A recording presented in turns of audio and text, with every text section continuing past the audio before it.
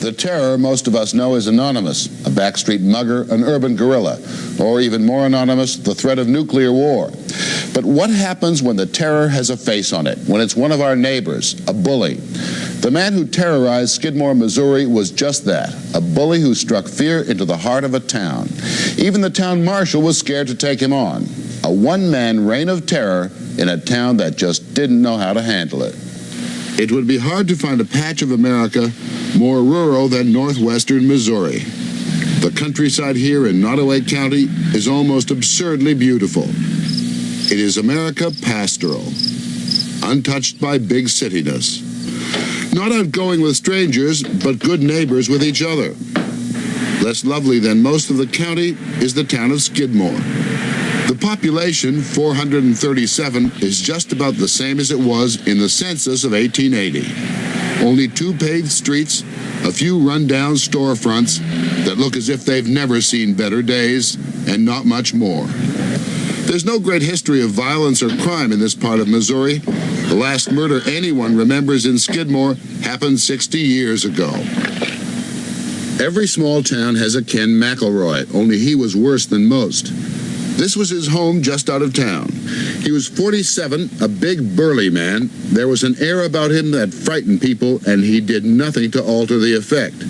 He bought and sold hunting dogs, had an armory of guns, and always a big wad of cash. Just about everyone in these parts feared McElroy. Bill Everhart knew him since he was a boy. He wasn't the kind of a man that would fight another man out in the streets. He used a gun. There's more to Ken Rex McElroy versus the town of Skidmore than just the story of a local bully and frightened townspeople. What it represents is a classic conflict of rights in a democratic society. The right that even the worst among us has to freely move about, and the right that a community has to be protected from the worst among us. In the case of McElroy versus Skidmore, that conflict could not be more bitter. There's Romaine Henry's story. He's a farmer who says he was stopped on a country road by McElroy, who accused Henry of spying on him. And then he said, well, you're a lying SOB. And when he said that, well, then he more or less laid the barrel of that shotgun right against my stomach and pulled the trigger. And when he did, why, of course, it laid my flesh all open and blew my flesh into this door here. Another shot hit Henry in the face. While the gunman was reloading, Henry managed to drive away. There was a trial. 2 witnesses claimed McElroy was elsewhere at the time of the shooting, and he was found not guilty. How could he get witnesses to do that? Well, I suppose that, I don't know, but I suppose probably money had a little something to do with it. He told me last winter, when he shot the dirty son of a bitch, that was Romaine Henry, he thought he had him shot deep enough that he'd die before he got home. He told you that? He told me that himself just last winter. And his brother... Why didn't you come forward? What for? Why should I tell that when they made such a fool out of the man that they shot? There was Ernest Bowenkamp. He's a man of 71 who, along with his wife Lois, operates the town grocery store. There was some bad blood between McElroy and the Bowenkamps over a piece of penny candy. One day, McElroy turned up at the loading bay behind the store where Mr. Bowenkamp was sitting, watching the world go by. Turned around while I was looking down the double-barrel shotgun. And I thought to myself, now, is he going to shoot or is he just going to scare me? So I thought if I was going to shoot, I better dodge over. So I dodged over just in time. He got at least my neck. And that's all that story, because I was out the rest of the time. I've known him all my life, besides the 7 years I've been married with him, and he was never that way. He never caused no trouble with nobody. You know, he was a good man. What about the Bowenkamps? I wasn't with him that day. You know, I couldn't answer for that. I do know it was self-defense. His wife, Trina, is either his 3rd or 4th wife. They began seeing each other 10 years ago when she was 14. At 16, she accused him of rape. Yes, he was charged with it. But it's not true. You brought the charge against Yes, him. and it's not true. Why did you do it? Jealousy. I was jealous over him, but it's not true. He never had to do anything like that in the first place. Apart from that rape charge, McElroy had perhaps 24 other felony charges in this and neighboring counties over the years. Assault with a deadly weapon, molesting a minor, cattle rustling, hog rustling, burglary, theft, and on and on. He was only found guilty once. The lawyer who got him out of most of his scrapes with the law was Richard McFadden of Kansas City. Ken Rex McElroy was a perfect gentleman. He was a good client. He sure needed a lawyer an awful lot. Yes, and I asked him about that, and he said, well, it's a set of circumstances. He says they're trying to get me, they're harassing me. I didn't do it. But he did have a reputation for violence. He was known as the Jesse James of Northwest Missouri. I have heard him called the Jesse James of the northwest part of Missouri. That is correct. Well, he wasn't. So he might not have been the perfect gentleman that you just said he was. I say only in his relationship with me. He was a fearless type person. In other words, anybody say, you can't go here, and if it's his right to go, and it wasn't a judge or somebody telling him he couldn't do it, he would go if he wanted to go. But he was more than that. He was more than just fearless. He was harassing people. And you know something? I have never been able to verify these allegations that he was harassing anybody. The local preacher, Tim Warren, would disagree. He's a friend of Bowenkamp, and just before McElroy's trial for the shooting of Ernest Bowenkamp, Warren says McElroy and Trina turned up at Warren's church armed with a machine gun. I noticed that he and Trina were out of the truck, and he had the machine gun out and in his hand, and I had a gun with me. I didn't want to use it. But if the man would have put a clip in that gun, I would have used it to protect my family.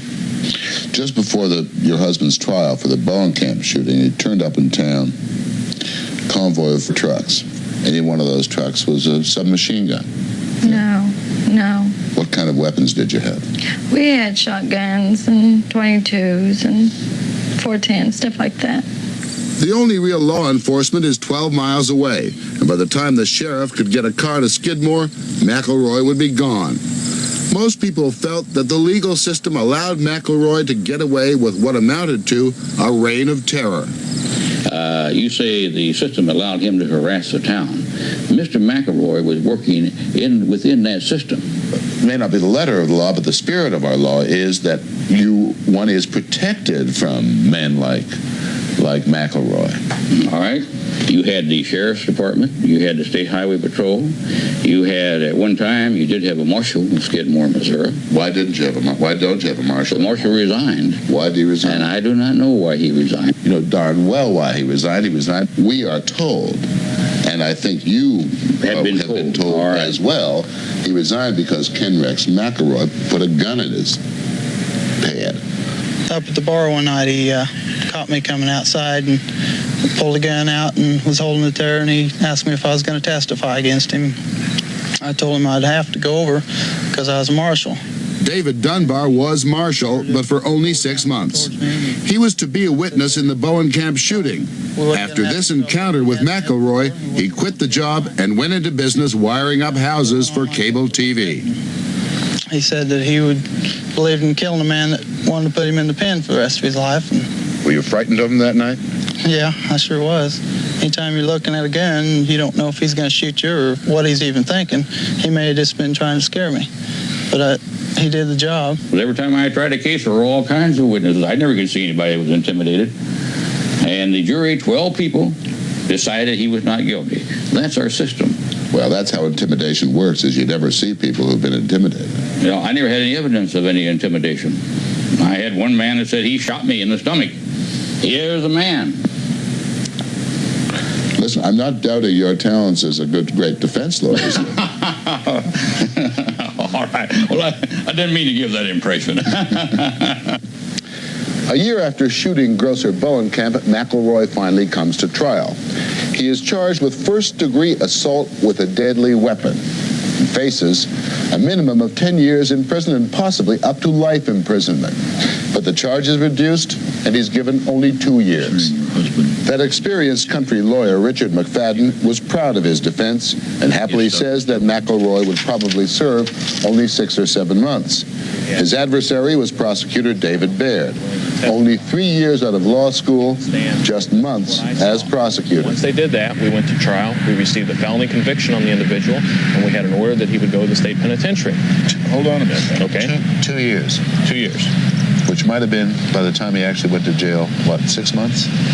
6 months, 8 months, someplace along in there. But that's not something we have any control over. That's something the jury says. Skidmore was outraged by what the town regarded as a slap on the wrist for such a brutal attack. And then further outraged when McElroy was freed on appeal after posting a $40,000 bond. Skidmore felt once again that McElroy had beaten the system. Then one day, along comes McElroy into the D&G Tavern, followed by Trina, who's carrying a carbine and a bayonet. Allegedly, McElroy picks up both and starts showing off and boasting that he's going to finish off Mr. Bowenkamp. Now, if that happened, it was a clear violation of his bond arrangement, and a number of citizens sign a complaint to that effect. A hearing is called to see if his bond should be revoked. It is scheduled for July 10th, 1981. The town also calls a meeting for July 10th at the American Legion Hall to form a group to attend the bond revocation hearing. But word comes that the hearing's been postponed for 10 days. They discuss how to protect the people who signed the complaint against McElroy. Someone announces McElroy's in town, drinking at the D&G bar. Most of the people walk over to the bar. We left the D&G and went to our pickup. And as soon as we walked out the door, everybody else walked out the door behind us. And they gathered around on my side over here, on my passenger side of the truck. He hadn't started the pickup yet. We just sitting there. I looked at them to see what they was looking at, see if they wanted anything, and they were just staring. High noon in Skidmore, Missouri, on a hot, dusty day last July. There is a tension, a sense of showdown in the air. I seen the man go across the street, go to his pickup, take the gun out, and I seen him shoot it. A number of shots were fired. Exactly how many can't be determined. 15 minutes later, sheriff's deputies arrived to find the street empty and Ken Rex McElroy dead. There may have been as many as a dozen people outside the D&G and around McElroy's pickup at the time of the shooting. Or there may have been as many as 50 or 60 people. And yet not a single person admits to seeing who fired the shots. No witnesses. How come no witnesses? Everybody died for cover? But at least 5 shots fired.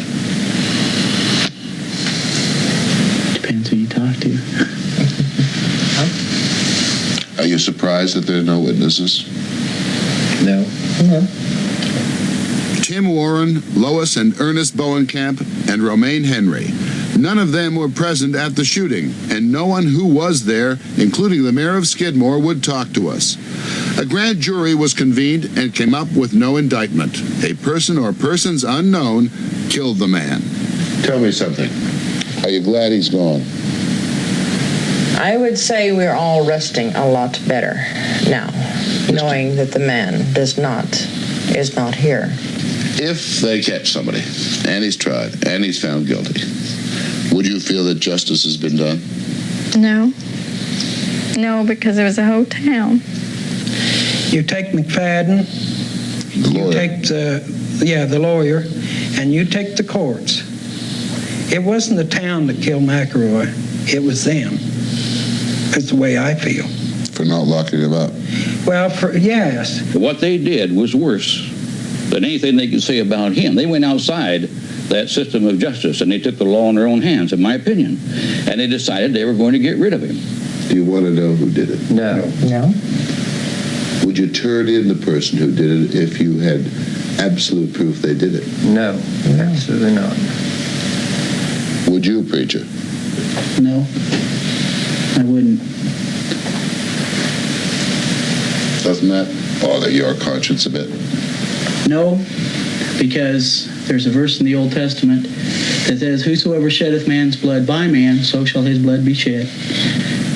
The murder of Ken Rex McElroy remains unsolved. In theory, the investigation continues, but as far as we can determine, there is very little hope of a break in the case. Trina McElroy, they say, has offered a $10,000 reward, but so far, no takers. Through lawyer McFadden, she's signed a movie deal, of course. As for Skidmore, no one is talking whether they have anything to say or not. They now feel secure, but they are still uneasy, for among them now, there is a murderer. The American judicial system failed in Skidmore, Missouri. It failed twice.